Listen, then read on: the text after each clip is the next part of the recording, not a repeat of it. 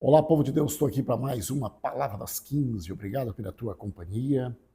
Deixa eu te falar, enquanto eu estou me preparando aqui para entrar falando de Malaquias, capítulo 2, verso de número 10, convida pessoas para interagir conosco nesta live hoje, outra vez. Eu volto já, saia daí não.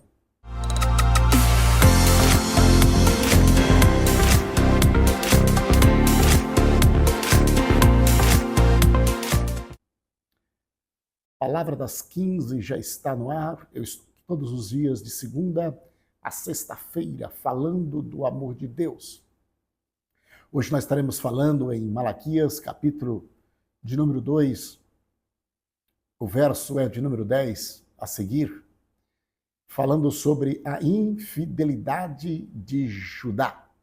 A infidelidade, a quebra da aliança, coisa que Deus não aprova, coisa que Deus, ação que Deus abomina, é esta quebra de aliança, infidelidade.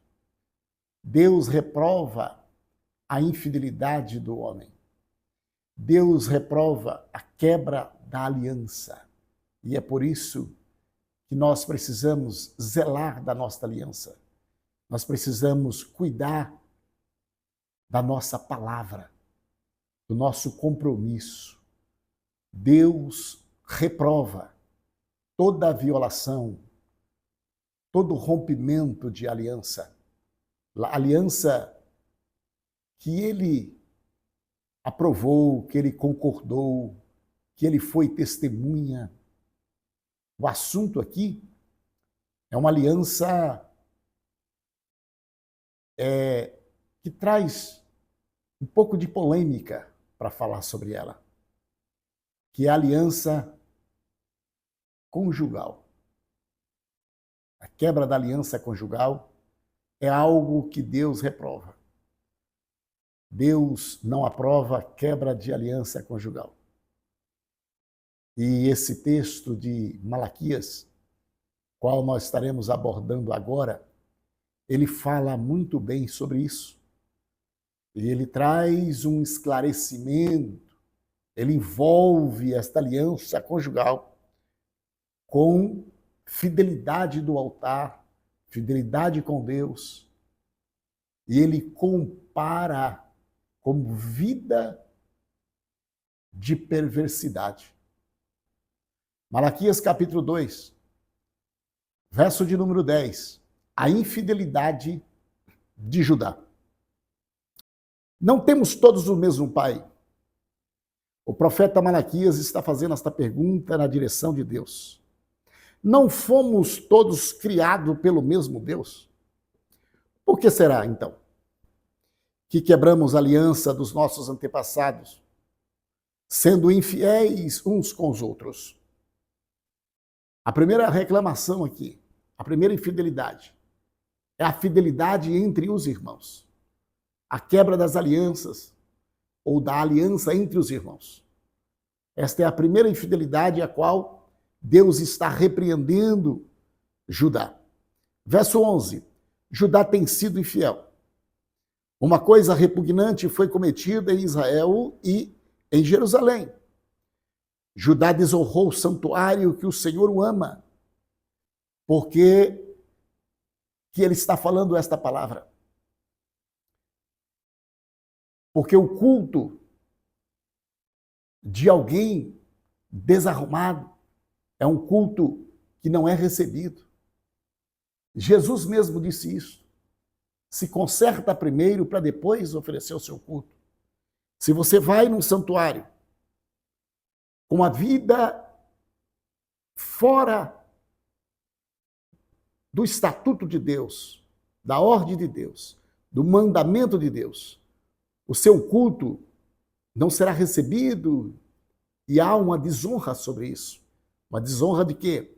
Do altar de Deus, que Deus ama. Então, a primeira foi quebra da aliança entre os povos. A segunda foi desonrar o altar do Senhor, o qual o Senhor ama. Então, esta razão, de Deus estar revoltado com o povo. Como que desonrar este altar? Homens casaram-se com mulheres que adoraram deuses estrangeiros. Então, esta mistura, esta quebra de aliança, porque isto era fundamentado na lei. Não poderia casar com mulher, os homens não poderiam casar com as filhas dos homens que adoravam deuses pagãos, ou deus pagão. Então, quando isto acontecia, era quebra de aliança. E o Senhor abominava isto. O Senhor repugnava isto. Então, este é a terceira razão porque Deus está chamando a atenção de Judá aqui. Primeiro, quebrou aliança entre os irmãos. Segundo, ia adorar a Deus com a vida desconcertada. Terceiro, vida desconcertada por causa de casamentos com mulheres estrangeiras que adoram outros deuses. Verso de número 12. Que o Senhor lance fora das tendas de Jacó o homem que faz isto, seja ele quem for. O profeta está falando aqui. Ele está dizendo, eu desejo que Deus lance fora o homem que faz isto, seja ele quem for, mesmo que esteja trazendo ofertas ao Senhor dos Exércitos. A oferta não justifica o pecado. Ainda que a oferta é alta, ainda que a oferta é abundante, ela não justifica o pecado. É primeiro conserta o pecado. O Senhor está dizendo, ainda que a sua oferta é pequena, mas se a tua vida estiver com Deus, o seu culto é recebido. Se a sua vida estiver fora, estiver na incredulidade, estiver no pecado, sua oferta pode ser muito grande, mas o teu culto, a tua oferta, não será recebida. E eles seguem na mesma linha. No verso 13, a outra coisa que vocês fazem, enche de lágrimas o altar do Senhor, chora e geme, porque ele já não dá atenção às suas ofertas, nem aceita com prazer. E aí eles choram, e eles perguntam. E vocês ainda perguntam, por quê? E ele responde, é porque o Senhor é testemunha entre você e a sua mulher da sua mocidade, pois você não cumpriu a sua promessa. A fidelidade, embora ela fosse a sua companheira, a mulher do seu acordo matrimonial. E aí o Senhor diz, não foi o Senhor que o fez um só, um corpo e um espírito e um espírito eles lhe pertence. E por que um só? Porque ele deseja uma descendência consagrada. Portanto, tenha cuidado, ninguém seja infiel à mulher da sua mocidade. E o verso 16 ele diz assim, olha, eu odeio o divórcio, diz o Senhor. Amados, Deus, ele tem uma dedicação, os olhos voltados a uma vida conjugal abençoada. Isto é, desde Adão, quando o Senhor prepara, olha para Adão e diz, não é bom que o homem esteja só. Farei uma mulher para ajudar e para auxiliar, para completar este homem. Então Deus achou por bem fazer a mulher. E daí para cá, desta aliança, ou seja, essa instituição, ela foi criada e constituída por Deus, estabelecida por Deus. E Deus sempre trabalhará a favor desta aliança. Ele começa dizendo que eles quebraram o relacionamento entre eles, irmãos. E pergunta, nós não somos filhos de um único pai? Ele reclama porque eles vão adorar a Deus e casando com mulheres que adorem outros deuses. E ele reclama também porque eles foram infiéis no seu casamento. E ele conclui dizendo, eu odeio o divórcio. Deus falando, eu odeio o divórcio. que nós procuremos ser cada dia mais fiéis com as nossas alianças, das quais o Senhor está aprovando. O texto sagrado, ele diz, eu sou testemunha. Você sabia que Deus é testemunha do casamento? Porque o casamento é algo estabelecido por Ele. Ele está dizendo, eu sou testemunha do seu casamento. E vocês violaram a aliança. Ele disse, eu não recebo mais o culto de vocês. Eu não recebo mais a oferta de vocês por causa desta situação. E ele conclui o texto, o verso 16. As últimas palavras que o profeta Malaquias, na direção de Deus, ele traz para o povo de Judá. E por que não dizer para nós na tarde desse dia? Ele traz a conclusão dizendo, por isso, tenham bom senso, não sejam infiéis.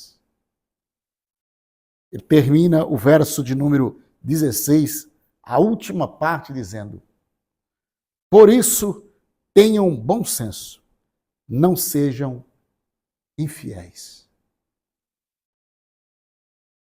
Deixa eu te falar uma coisa. Em todas as vossas ações, antes de você agir, você tem um Espírito Santo dentro de você. Seja sensível à sinalização do Espírito Santo para os seus atos, para as suas ações. Não sejam insensatos, mas sejam fiéis. A palavra da tarde para o teu coração. Deixa o Espírito Santo falar. Não toma nenhuma decisão de você. Consulta o Espírito Santo que está dentro de você. Se ele sinaliza, pode atuar, você atua. Mas não atua dentro das suas vaidades. Não age pelas suas vaidades dos seus olhos, seus desejos, do seu toque. Mas haja na direção do Espírito Santo. De novo, seja sensível ao sinal do Espírito Santo. Você fazendo isto, você não está sendo insensato, mas você está sendo sensato, fiel com Ele. E diga para Ele, não me deixe errar, não me deixe tomar decisões erradas. Cuida do meu sim e cuida do meu não. Me ajuda a me controlar. Fala isso com o Espírito Santo. Ele é o mais interessado em te ver com fidelidade. Ele é mais interessado que você não quebre a aliança.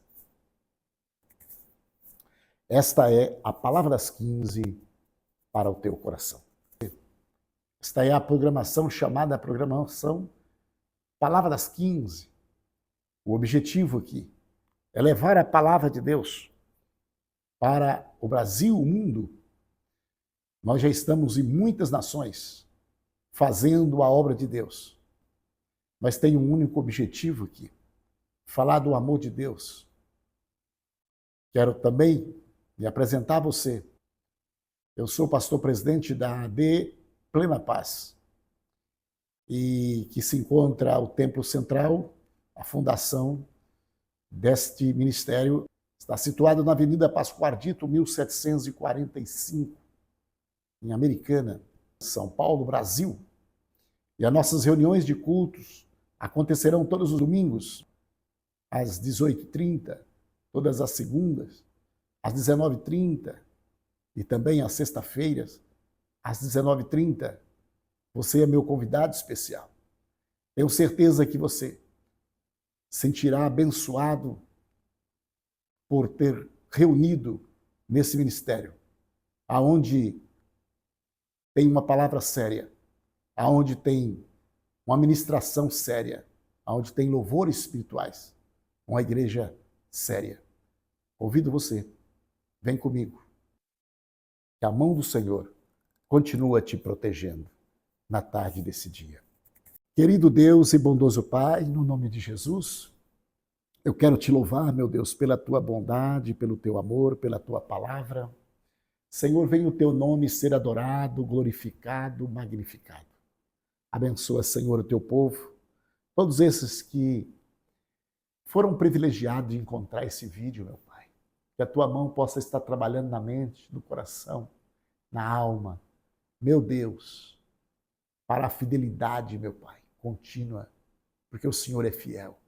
Dê a paz, dê a realização e o contentamento a cada um, e uma firmeza, meu Pai, para permanecer nos teus caminhos. No nome de Jesus.